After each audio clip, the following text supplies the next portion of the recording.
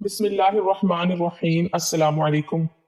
شیطان نے ان دونوں کو درخت کے ذریعے سے لغزش دی، ان دونوں کو اس سے نکال دیا جس میں وہ تھے، اور ہم نے کہا کہ اتر جاؤ، تم سے باز کے دشمن ہوں گے، اور تمہارے لیے زمین میں ٹھہرنا ہے اور ایک زمانے تک نفع حاصل کرنا ہے۔ آج کی اس ویڈیو میں آپ کو ان جانوروں کے بارے میں آگاہ کیا جائے گا جو کہ حضرت آدم علیہ السلام کے جنت سے نکالے جانے کی وجہ بنے۔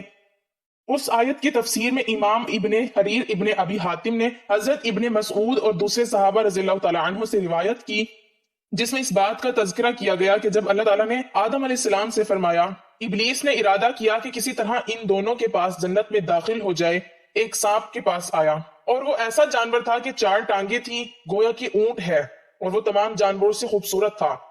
ابلیس نے اس سے بات کی کہ وہ اس کو اپنے منہ میں داخل کر لے، یہاں تک کہ اسے آدم علیہ السلام کے پاس پہنچا دے۔ اس سانپ نے اس کو اپنے منہ میں داخل کر لیا۔ وہ سانپ جنت کے چوکیداروں کے پاس سے گزر گیا اور اندر داخل ہو گیا، اور فرشتے نہیں جانتے تھے جو اللہ تعالیٰ نے ارادہ فرما لیا تھا۔ ابلیس نے سانپ کے منہ سے آدم علیہ السلام سے بات کی، انہوں نے اس کی بات کی کوئی پرواہ نہ کی، اور ابلیس آدم علیہ السلام کی طرف باہر نکلا اور کہنے لگا، یعنی جو آئے تھے ان دونوں کے لیے اللہ تعالیٰ کی قسم کھائی کہ میں تمہارا خیر خواہ ہوں۔ آدم علیہ السلام نے اس میں سے کھانے کا انکار کیا۔ حوا علیہ السلام بیٹھ گئی، وہ دانہ کھا لیا، پھر کہنے لگی، اے آدم کھا لے، میں نے کھا لیا ہے۔ تو مجھے تکلیف نہیں پہنچی جب انہوں نے بھی کھا لیا، تو ان کی شرمگاہیں ظاہر ہو گئیں اور جنت کے پتے لپیٹنے لگے۔ امام عبد الرزاق اور ابن حریر نے حضرت عباس سے روایت کی ہے کہ بلا شبہ اللہ تعالیٰ کے دشمن ابلیس نے اپنے آپ کو زمین کے جانوروں پر پیش کیا کہ وہ اس کو اٹھا لے، یہاں تک کہ وہ ان کے ساتھ جنت میں داخل ہو جائے اور آدم علیہ السلام سے بات کرے، اور جانور نے اس سے انکار کیا، یہاں تک کہ اس نے سانپ سے بات کی اور اس سے کہا کہ میں تجھ کو اولاد آدم سے بچاؤں گا، بلا شبہ تو میری ذمہ داری ہے اگر تم اس کو جنت میں داخل کرو۔ اور سانپ نے اس کو اپنی دونوں کیسٹریوں کے درمیان اٹھا لیا، حتیٰ کہ اس کو ساتھ لے کر جنت میں داخل ہو گیا۔ سانپ کے منہ سے شیطان نے بات کی، اور یہ سانپ کپڑے پہنے ہوئے تھا، اپنی 4 ٹانگوں پر چلتا تھا۔ اللہ تعالیٰ نے اس کو ننگا کر دیا اور اس کو اپنے پیٹ کے بل چلنے پر مجبور کر دیا۔ حضرت ابن عباس فرماتے ہیں کہ اس کو مار ڈالو جہاں اس کو پاؤ، اور اللہ کے دشمن کے ذمے اس کے متعلق توڑ ڈالو۔ امام سفیان بن عینیہ، عبد الرزاق، عبد المنظر اور ابن عساکر نے اپنے تاریخ میں حضرت ابن عباس سے روایت کیا ہے کہ جس درخت سے اللہ تعالیٰ نے حضرت آدم علیہ السلام اور اس کی بیوی کو منع فرمایا تھا وہ گندم کا دانہ تھا، اور وہ لباس جو ان کی شرمگاہوں سے اتر گیا تھا وہ ان کے ناخوں والا تھا، یعنی انجیر کے پتے ایک دوسرے پر چمٹانے لگے۔ آدم علیہ السلام جنت میں پیٹ پھیر کر چلنے لگے تو جنت کے درختوں میں سے ایک درخت نے ان کا سر پکڑ لیا کہ آدم کیا تو مجھ سے بھاگ رہا ہے؟ انہوں نے عرض کیا، نہیں، لیکن میں آپ سے شرم کرتا ہوں۔ اللہ تعالیٰ نے فرمایا، میں نے تجھے جنت عطا نہیں کی تھی اور اس درخت کے علاوہ سب درخت تیرے پر حلال نہیں کیے تھے؟ آدم علیہ السلام نے عرض کیا، اے میرے رب، کیوں نہیں، لیکن تیری عزت کی قسم میں نے گمان نہیں کیا اس بات کا کہ کوئی شخص آپ کی ذات کے ساتھ جھوٹی قسم کھائے گا۔ اللہ تعالیٰ نے فرمایا، میری عزت کی قسم میں ضرور تجھ سے زمین کی طرف اتاروں گا، پھر تو سخت زندگی گزارے گا۔ دونوں جنت سے اتارے گئے، حالانکہ وہ جنت میں جو چاہتے کھاتے تھے، پھر وہ غیر لذیذ کھانے اور پینے کی طرف اتارے گئے۔ پھر انہوں نے لوہے کی کاریگری کا جان لیا اور ان کو کاشت کرنے کا حکم دیا گیا۔ انہوں نے کاشت کی اور پیس ڈالا، پھر اس کو پانی پلایا یہاں تک کہ وہ پک کر تیار ہوئی، پھر اس کو کاٹا، پھر اس کو گاہا، پھر غلے کو بھوسے سے صاف کیا، پھر اس کو پیسا، پھر اس کا آٹا گوندھا اور پھر اس کی روٹی پکائی، پھر اس کو کھایا۔ اللہ تعالیٰ نے انہیں جو پیغام پہنچایا تھا پہنچا دیا کہ وہ پہنچے، اور وہ پہنچ گئے۔ اور آدم علیہ السلام جب جنت سے اتارے گئے اتنا روئے کہ کوئی اتنا نہیں رویا مگر داؤد علیہ السلام کا اپنی غلطی پر رونے کو، اور یعقوب علیہ السلام کا اپنے بیٹے کی جدائی پر رونے کو، اور آدم علیہ السلام کے بیٹے کا اپنے بھائی پر رونے کو، اس کو قتل کیا۔ پھر زمین والوں کے رونے کو ایک ترازو میں رکھا جائے اور دوسرے ترازو میں آدم علیہ السلام کے رونے کو رکھا جائے تو وہ رونا مل کر بھی آدم علیہ السلام کے رونے کے برابر نہیں ہوگا۔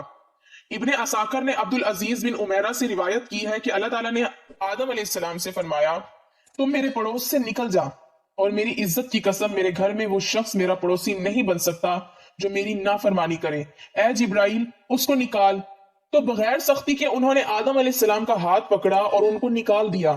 آدم علیہ السلام کے قد کے بارے میں بھی بہت ساری باتیں کی جاتی ہیں اور بہت ساری روایات ملتی ہیں۔ امام ابن سعد نے المقتدہ میں ابن سعد احمد بن حمید اور ابن ابی الدنیا التوبہ میں روایت کی ہے کہ نبی کریم صلی اللہ علیہ وآلہ وسلم نے فرمایا، آدم علیہ السلام لمبی کھجور کی طرح 60 ہاتھ لمبے تھے، سر کے بال بہت تھے۔ جب ان سے غلطی ہوئی تو ان کی شرمگاہ ظاہر ہو گئی، اور اس سے پہلے انہوں نے اپنی شرمگاہ نہیں دیکھی تھی۔ پھر جنت میں بھاگنے لگے، ایک درخت کے ساتھ اٹک گئے، اور اس درخت نے ان کی پیشانی کے بالوں کو پکڑ لیا۔ انہوں نے اس سے فرمایا مجھے چھوڑ دے۔ اس نے کہا میں تجھ کو نہیں چھوڑوں گا۔ اللہ تعالیٰ نے آواز دی اے آدم کیا تو مجھ سے بھاگ رہا ہے؟ انہوں نے عرض کیا اے میرے رب مجھے آپ سے شرم آتی ہے۔ اللہ تعالیٰ نے فرمایا کہ آدم میرے پڑوس سے نکل جا، میری عزت کی قسم جو میری نافرمانی کرے میں اس کو نہیں ٹھہراتا۔ اگر میں زمین بھر کر تیری جیسی مخلوق پیدا کر دوں پھر وہ میری نافرمانی کرے تو میں ان کو نافرمانوں کے گھر میں ٹھہراؤں گا۔ یہ بات کوئی عام بات نہیں تھی، اور اس کے بعد مختلف جو صورتحال پیدا ہو گئی انہوں نے عرض کیا آپ مجھے بتائیے اگر میں توبہ کر لوں اور گناہ سے واپس لوٹ آؤں کیا میری توبہ قبول فرما لیں گے؟ اللہ تعالیٰ نے فرمایا ہاں اے آدم تیری توبہ قبول کر لوں گا۔ ابن عساکر نے انس رضی اللہ تعالیٰ عنہ کی حدیث سے اسی طرح روایت کیا ہے، فرمایا کہ اللہ تعالیٰ نے آدم علیہ السلام سے فرمایا اے آدم تجھے کس چیز نے اس درخت کو کھانے پر مجبور کیا؟ کس چیز نے اس درخت میں سکھانے پر آمادہ کیا جس سے میں نے تجھ کو منع کیا تھا؟ آدم علیہ السلام نے عرض کیا اے میرے رب ہوا نے باتیں بنا کر میرے لیے اس درخت کا کھانا خوشنما بنا دیا۔ اللہ تعالیٰ نے ہوا سے فرمایا میں اس کو یہ سزا دیتا ہوں کہ وہ تکلیف کے ساتھ حاملہ ہوگی اور بچے کو تکلیف کے ساتھ جنے گی، اور اس کو ہر مہینے 2 مرتبہ خون آئے گا۔ یہ سن کر حضرت ہوا رونے لگی۔ اس سے کہا گیا کہ تجھ پر رونا ہے اور تیری بیٹیوں پر بھی رونا ہے۔ ابن عساکر نے حضرت عمر بن خطاب سے روایت کیا ہے کہ رسول اللہ صلی اللہ علیہ وآلہ وسلم نے فرمایا اللہ تعالیٰ نے جبرائیل علیہ السلام کو حضرت ہوا کے پاس بھیجا جب ان کو حیض کا خون آ گیا۔ انہوں نے اپنے رب کو پکارا کہ مجھ کو خون آ گیا ہے، میں اس کو نہیں پہچانتی کہ یہ کیا چیز ہے۔ اس کو آواز دی میں ضرور تجھ کو اور تیری اولاد کو خون میں ملوث کروں گا، اور پھر میں خون کو تیرے لیے اور تیری اولاد کے لیے گناہوں کا کفارہ اور پاکیزگی کا ذریعہ بناؤں گا۔ بخاری اور حاکم نے حضرت ابو ہریرہ سے روایت کیا ہے کہ نبی کریم صلی اللہ علیہ وآلہ وسلم نے ارشاد فرمایا اگر بنی اسرائیل نہ ہوتے تو گوشت بدبودار نہ ہوتا، اور اگر ہوا نہ ہوتی تو کوئی عورت اپنے خاوند کی خوانت نہ کرتی۔ امام بہقی نے دلائل میں، الخطیب نے تاریخی میں، الدہلوی نے مسند الفردوس میں، اور ابن عساکر نے کمزور سند کے ساتھ حضرت ابن عمر سے مرفن روایت کیا کہ رسول اللہ صلی اللہ علیہ وآلہ وسلم نے ارشاد فرمایا مجھے آدم علیہ السلام پر 2 خصلتوں کی وجہ سے فضیلت دی گئی۔ میرا شیطان کافر تھا، اللہ تعالیٰ نے اس پر میری مدد فرمائی یہاں تک کہ وہ مسلمان ہو گیا، اور میری بیویاں میرے لیے مددگار تھیں، اور آدم علیہ السلام کے شیطان کافر تھا اور ان کی بیوی ان کی خطا پر مدد کرنے والی تھی۔ ابن عساکر نے ابو ہریرہ کی حدیث سے مرپان اسی طرح روایت کی ہے۔ امام ابن عساکر نے عبد الرحمن بن زید سے روایت کیا کہ آدم علیہ السلام نے محمد صلی اللہ علیہ وآلہ وسلم کا ذکر کرتے ہوئے فرمایا افضل اونٹ والا میرا وہ بیٹا ہے جس کو مجھ پر فضیلت دی گئی، کیونکہ اس کی بیوی اس کے دین پر اس کی مدد کرنے والی ہوگی، اور میری بیوی میری خطا پر مدد کرنے والی تھی۔ ایک اور روایت جو کہ اسی واقعے سے اسی موضوع پر ملتی ہے، فرمایا رسول اللہ صلی اللہ علیہ وآلہ وسلم نے کہ آدم اور موسیٰ علیہ السلام نے آپس میں مناظرہ کیا تو آدم علیہ السلام موسیٰ علیہ السلام پر غالب آ گئے۔ موسیٰ علیہ السلام نے کہا آپ وہ آدم ہیں جنہوں نے ممنوع درخت کھا کر لوگوں کو اغوا کیا اور ان کو جنت سے نکلوا دیا۔